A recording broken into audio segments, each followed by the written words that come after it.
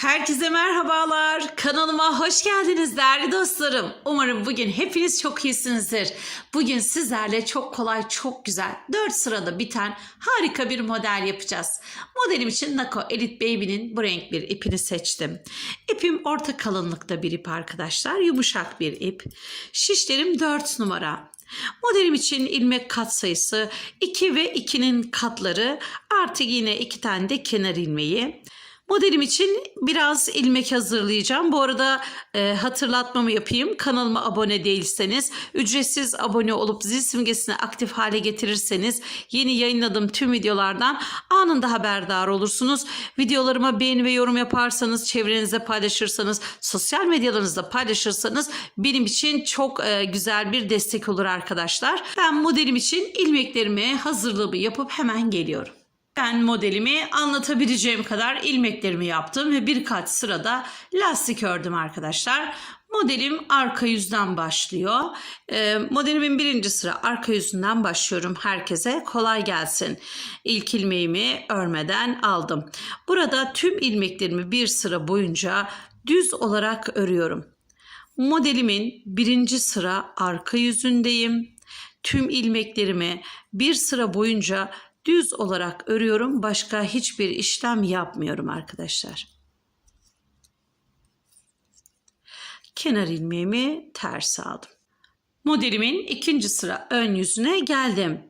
İlk ilmeğimi örmeden aldım. Buraya dikkat edelim. Şekil vereceğim arkadaşlar. Birinci ilmeği şöyle soldan doğru batıyorum. Bir tane düz ilmek aldım. İkinci ilmeği de soldan batıp bir tane düz ilmek de ondan aldım. İkinci ilmeğin önündeki şu ilmeği, yani daha önce ördüğüm ilmeği alıyorum ve sağ şişimin başına bu şekilde takıyorum arkadaşlar. Bakın 1, 2, 3 ilmeğim oldu. Tekrar bir tane düz örüyorum. İkinci ilmeğimi de düz örüyorum. İkinci ilmeğin önündeki ilmeği şöyle alıyorum ve sağdaki şişimin başına takıyorum. Yine 3 tane ilmek yaptım. Tekrar soldan batarak bir ilmek aldım düz, ikinci ilmeği aldım ve ikinci ilmeğin önündeki ilmeği alıp sağdaki şişimin boynuna taktım. Tekrar bir tane düz ördüm, ikinciyi düz ördüm ve ikincinin önündeki ilmeği alıp sağdaki şişimin başına taktım. Tekrar bir tane düz ördüm, ikinciyi düz ördüm, ikincinin önündeki ilmeği aldım ve sağdaki şişimin başına taktım. Tekrar bir tane düz ördüm, ikinciyi düz ördüm, ikincinin önündeki şu ilmeği aldım ve sağdaki şişimin boynuna taktım. Tekrar bir tane düz ördüm, ikinciyi düz ördüm ve ikincinin önündeki ilmeği alıp sağdaki şişimin başına taktım ve kenar ilmeğimi düz ördüm. Şimdi normalde 4 tane sıradan oluşuyor. 2 çaprazlı. Birinci modeli ördüm. Şimdi ikinciye geçiyorum. İlk ilmeğimi örmeden aldım. Önümde ikili ilmek ve tekli ilmek var. İkili, tekli, ikili, tekli diye gidiyor. Bu ikili ilmeğe soldan girip bir tane düz ilmek aldım. Tek ilmeğimi yine tek ördüm. Aynı şekilde ikili ilmeğin solundan girdim, bir düz ilmek aldım, diğer ilmeği de yine düz ördüm. Hepsini bu şekilde arkadaşlar düz olarak modelin 3. sırasında bu şekilde ilmekleri örüyorum. Yani ben böyle soldan batıyorum arkadaşlar. Bu modelde tüm ilmeklere bu şekilde soldan doğru batıyorum. Modelim böyle güzel oldu. İsterseniz siz de bu şekilde hep böyle soldan sağa doğru batın. Ve kenar ilmeğini de ters aldım. Şimdi modeli çapraz kurmaya başlıyorum. Daha doğrusu başladım. İlk ilmeği örmeden aldım. Şimdi çapraz kuracağız. Bunu nereden anlayacağız? Bunun önündeki ilmek, bakın bir ilmeğin önündeki ilmek tek, diğer ilmeğin önündeki ilmek çift. Biz tekli olana işlem yapacağız. İlk ilmeği örmeden aldıktan sonra şöyle battım, bir düz ilmek aldım. Önündeki ilmeği alıp yine şişimin boynuna geçirdim. bu ikili olan, yani daha önceden ikili yaptığım bu ilmeği de bir tane düz örüyorum. Bir tane düz ördüm. Tekli olan ilmeği alıp şişimin başına geri taktım. Diğer ilmeğimi düz ördüm. Bir tane düz ördüm. Önündeki ilmeği aldım. Diğer ilmeğimi düz ördüm. Bir tane düz ördüm. Önündeki ilmeği aldım.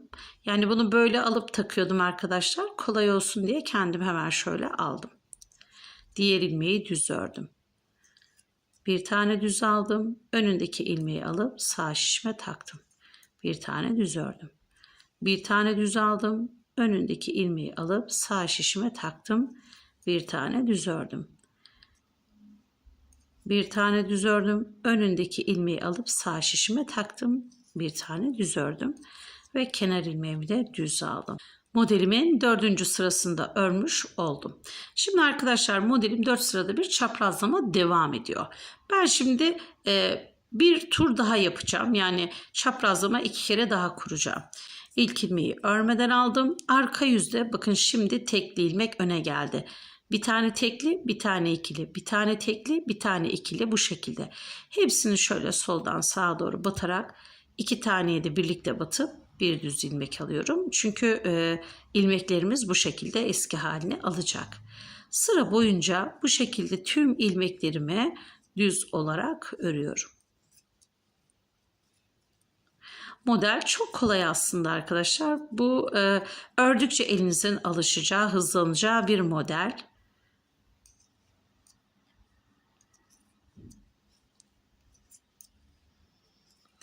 Şu anda ikinci modelin 1. sırasını örmüş oluyoruz arkadaşlar. Arka yüzdeyim. Ön yüze geldim. Şimdi ilk sırada yaptığım gibi yapacağım. İlk ilmeği örmeden aldım. Bakın bunun önünde 2 tane var. Gördünüz mü?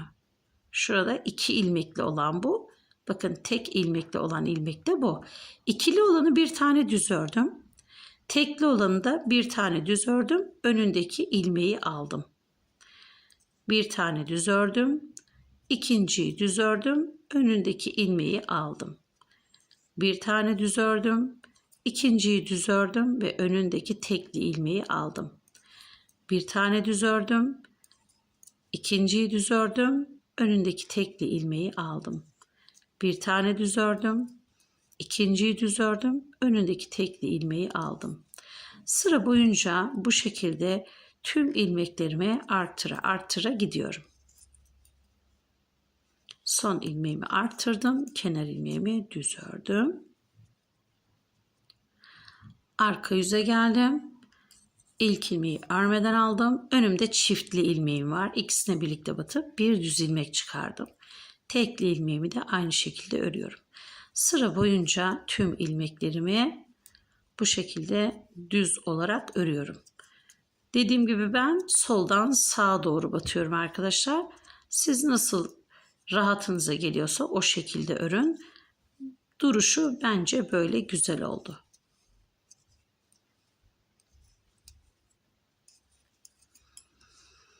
Tekrar kuruyorum. Çaprazını kuracağım. İlk ilmeği örmeden aldım. Bakın burada şaşırmamak için şuraya bakın. Hangi ilmekte böyle önündeki ilmek 2 tane ise onu değil tek olanı arttıracaksınız. Hemen ilmeğime battım. Önündeki tek ilmeği aldım. Bunda çift ilmek var. Onu hemen bir tane ördüm. Bir tane düz ördüm. İlmeği aldım. Bir tane düz ördüm. Bir tane düz ördüm. Önündeki ilmeği aldım. Bir tane düz ördüm. Bir tane düz ördüm. Önündeki ilmeği aldım. Bir tane düz ördüm.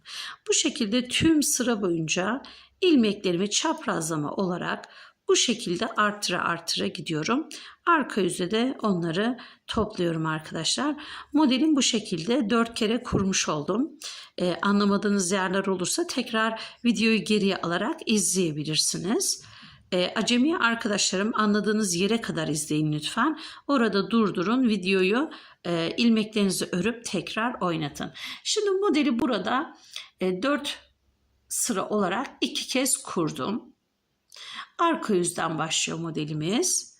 Daha büyük bir parçada da ördüm. Daha büyük bir parçada da model ilerledikçe bu şekilde görünüyor. Şöyle göstereyim. Bu modelle yelekler, hırkalar, kazaklar, bluzlar, bereler örebilirsiniz. Daha kalın şişler ve iplerle de çok güzel duruyor arkadaşlar. Özellikle erkek bebeklerinde, erkek örgülerinde de kullanabilirsiniz. Ben bununla hırka önleri, yelek önleri, süeter önleri, bluzlar, böyle kolları balon olan güzel bluzlar örebilirim diye düşünüyorum. Sizler de nerede örmek isterseniz o şekilde orada bu modeli kullanabilirsiniz. Arkası hep böyle ters görünüyor. Model önden bu şekilde görünüyor arkadaşlar. Dediğim gibi yeleklerde, hırkalarda, kazaklarda, bluzlarda, berelerde, atkılarda, bebek battaniyelerinde kullanabilirsiniz. Erkek bebekleri ve yetişkin erkek örgülerinde de kullanabilirsiniz. Benimle birlikte ördüyseniz eğer lütfen yorumlar kısmına yorumlarınızı yazın. Beğenilerinizi yapın arkadaşlar. Bunlar benim için çok kıymetli destekler. Benimle birlikte ördüğünüz için çok teşekkür ediyorum. Herkese kolay gelsin.